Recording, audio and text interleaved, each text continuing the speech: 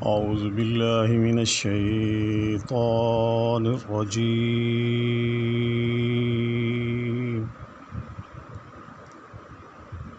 بسم الله الرحمن الرحيم.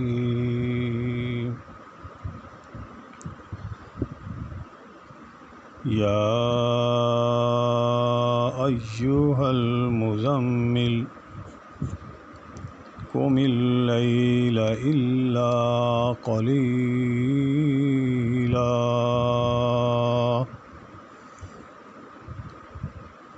نصفه أو انقص منه قيلا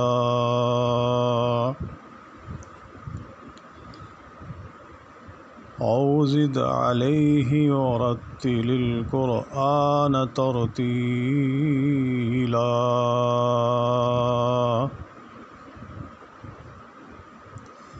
إنا سنلقي عليك قولا ثقيلا إن ناشئة الليل هي أشد وطئا وأقوم قيلا إن لك في النهار سبحا طويلا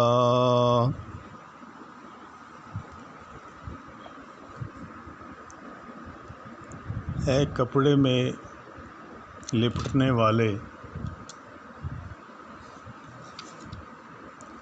رات کے وقت نماز میں کھڑے ہو جاؤ مگر کم، آدھی رات یا اس سے بھی کچھ کم کر لے، یا اس پر بڑھا دے، اور قرآن کو ٹھہر ٹھہر کر صاف پڑھا کر، یقیناً ہم تجھ پر بہت بھاری بات عنقریب نازل کریں گے۔ بے شک راتوں کا اٹھنا دل جمعی کے لیے انتہائی مناسب ہے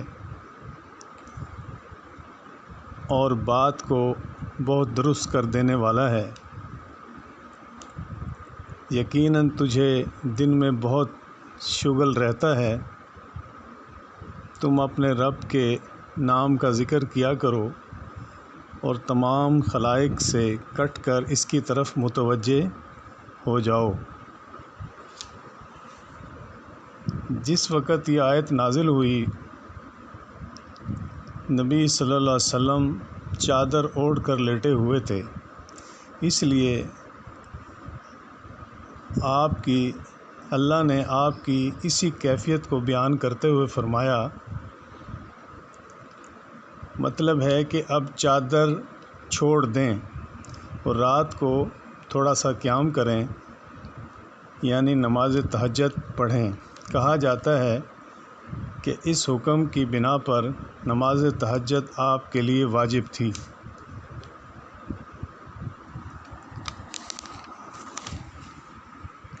یہ قلیلاً سے بدل ہے، یعنی یہ قیام نصف رات سے کچھ کم، ثلث یا کچھ زیادہ، 2 ثلث ہو تو کوئی حرج نہیں۔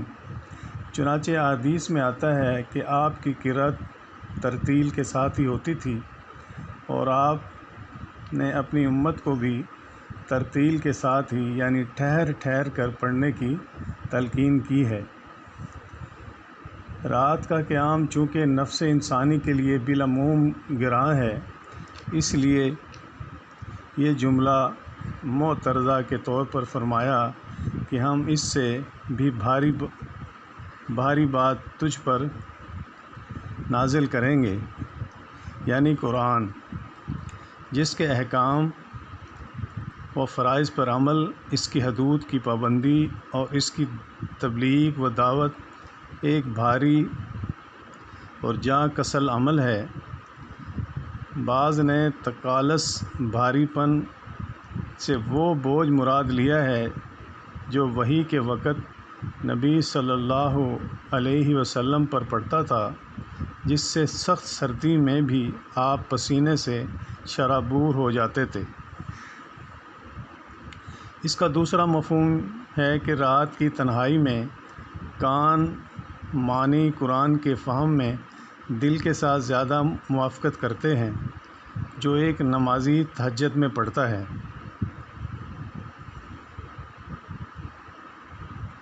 دوسرا مفہوم ہے کہ دن کے مقابلے میں رات کو قرآن زیادہ واضح اور حضور قلب کے لیے زیادہ مؤثر ہے، اس لیے کہ اس وقت دوسری آوازیں خاموش ہوتی ہیں، فضا میں سکون غالب ہوتا ہے۔ اس وقت نمازی جو پڑھتا ہے وہ آوازوں کے شور اور دنیا کے ہنگاموں کے نظر نہیں ہوتا، بلکہ نمازی اس سے خوب محفوظ ہوتا اور اس کی اثر آفرینی کو محسوس کرتا ہے۔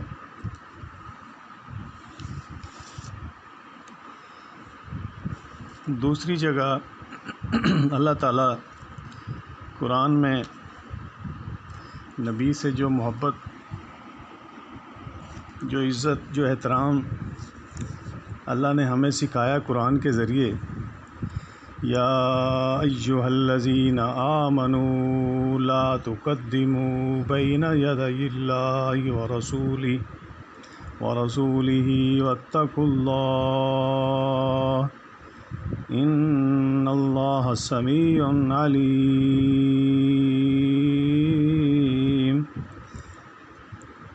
یا ایھا الذین آمنوا لا ترفعوا اصواتکم فوق صوت النبی ولا تجہروا له بالقول کجہر بعضکم لبعض ان تحبط اعمالکم وانتم لا تشعرون۔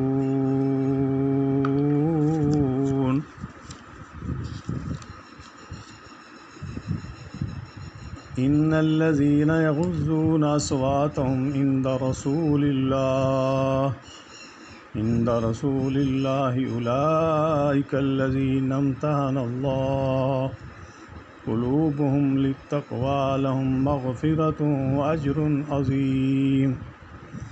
ان الذین ینادونک من وراء الحجرات اکثرهم لا یعقلون ولو انہم صبروا حتی تخرج الیہم لکان خیرا لہم واللہ غفور رحیم۔ یا ایھا الذین آمنوا ان جاءکم فاسق بنبأ فتبینوا ان تصیبوا قوما بجہالۃ فتصبحوا علی ما فعلتم نادمین۔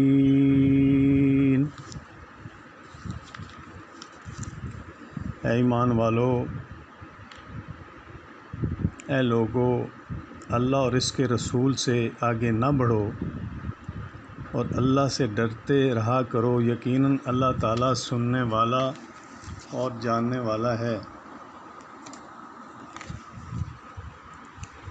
اے ایمان والو، اپنی آوازیں نبی کی آواز سے اوپر نہ کرو اور نہ ان سے اونچی آواز میں بات کرو جیسے آپس میں ایک دوسرے سے کرتے ہو، کہیں ایسا نہ ہو کہ تمہارے اعمال اگارت جائیں اور تمہیں خبر بھی نہ ہو۔ بے شک وہ لوگ جو رسول اللہ صلی اللہ علیہ وسلم کی حضور میں اپنی آوازیں پست رکھتے ہیں، یہی وہ لوگ ہیں جن کے دلوں کو اللہ نے پرہیزگاری کے لیے جانچ لیا ہے، ان کے لیے مغفرت ہے اور بڑا ثواب ہے۔ جو لوگ آپ کو حجروں کے پیچھے سے پکارتے ہیں، ان میں سے اکثر بالکل بے عقل ہیں۔ اگر یہ لوگ یہاں تک صبر کرتے کہ آپ خود سے نکل کر ان کے پاس آ جاتے تو یہ ان کے لیے بہتر ہوتا، اور اللہ غفور الرحیم ہے۔ اے مسلمانوں، اگر تمہیں کوئی فاسق خبر دے تو تم اس کی اچھی طرح تحقیق کر لیا کرو، ایسا نہ ہو کہ نادانی میں کسی قوم کو ایذا پہنچا دو، پھر اپنے لیے پشیمانی اٹھاؤ۔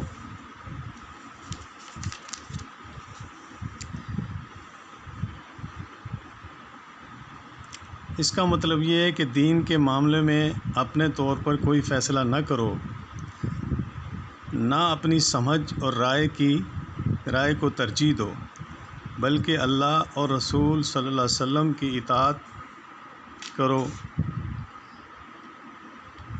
اپنی طرف سے دین میں اضافہ یا بدعت کی ایجاد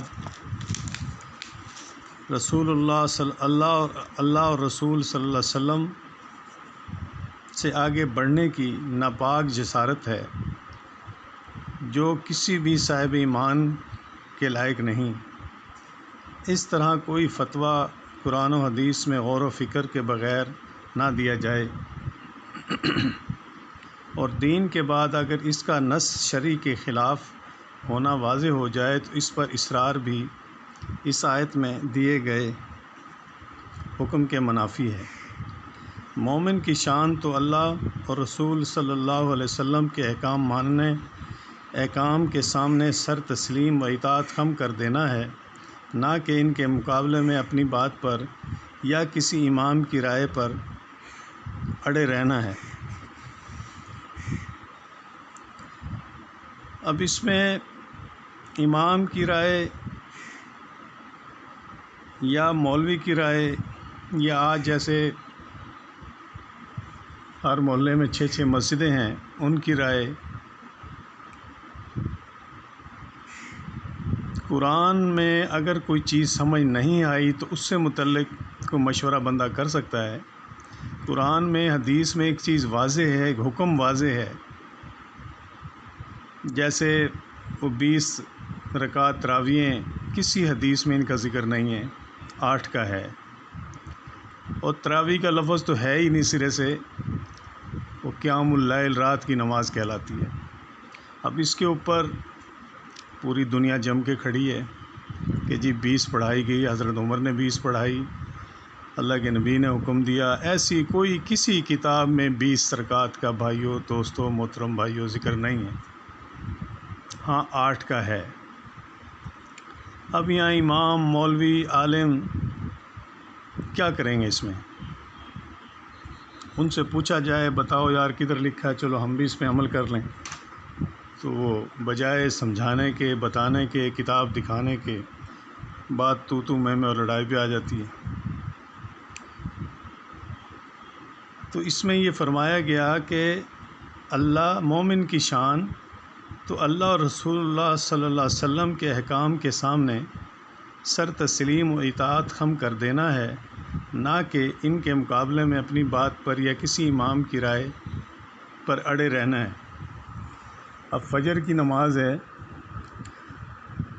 اول وقت مطلب جب صحابہ کرام مسجد سے نکلتے نماز پڑھ کے تو اندھیرا ہوتا، ابھی جو نمازیں ہم پڑھتے ہیں وہ بالکل دن صاف ہوتا ہے، تو حکم نہ مانا ہم نے۔ اسی طرح ظہر میں دیکھ لیں، عصر میں، مغرب میں، عشاء میں، تقریباً چھوٹی چھوٹی مخالفت ہر جگہ موجود ہے، اور فقہ بات کرو، یہ فقہی مسئلے ہیں، بات کرو یہ فقہ، یار یہ بات یہ ہے کہ یہ بھی ٹھیک ہے، ہم بھی ٹھیک ہیں۔ او بھائیو، ایسی بات نہیں ہے محترم بھائیو، یہ میرا اور آپ کا حکم نہیں ہے، یہ اللہ کا رسول کا حکم ہے۔ اگر آپ ان سے پیار کرتے ہیں، ماشاءاللہ کرتے ہیں، ہم مسلمان ہیں۔ اب اللہ نے جو بدی آئے تھے باہر کے دیہاتی، انہوں نے آواز دی، اے محمد بھی کمرے سے باہر نکلو، ہماری بات سنو اپنے گھر سے، تو اللہ کو ناپسند گزرا۔ اسی طرح ایک سردار کے اوپر مشورہ ہونا تھا، فیصلہ ہونا تھا کہ بھی فلاں سردار کو اس قبیلے کا رکھو، تو آواز اونچی ہوگی، حضرت عمر کی، حضرت ابوبکر صدیق کی، تو آیت آئی، خبردار میرے نبی کی موجودگی میں ایسے آواز مت اونچی نکالو جیسے تم آپس میں کرتے۔ اتنا پیار اللہ کا قرآن بھرا پڑا ہے، اے چادر اوڑھ کے لپیٹنے والے اٹھ، مختلف قسم کے اللہ نے عزت والے احکامات دیے آپ کو، ہم نے ان کا کہنا نہیں ماننا، ہم نے جانا ہے اپنی فقہ کے اوپر۔ اور دوستو بھائیو، نبی سے بڑی بھی کوئی فقہ ہے؟ عاشق رسول ہیں ہم، اس سے بڑی بھی کوئی فقہ ہے؟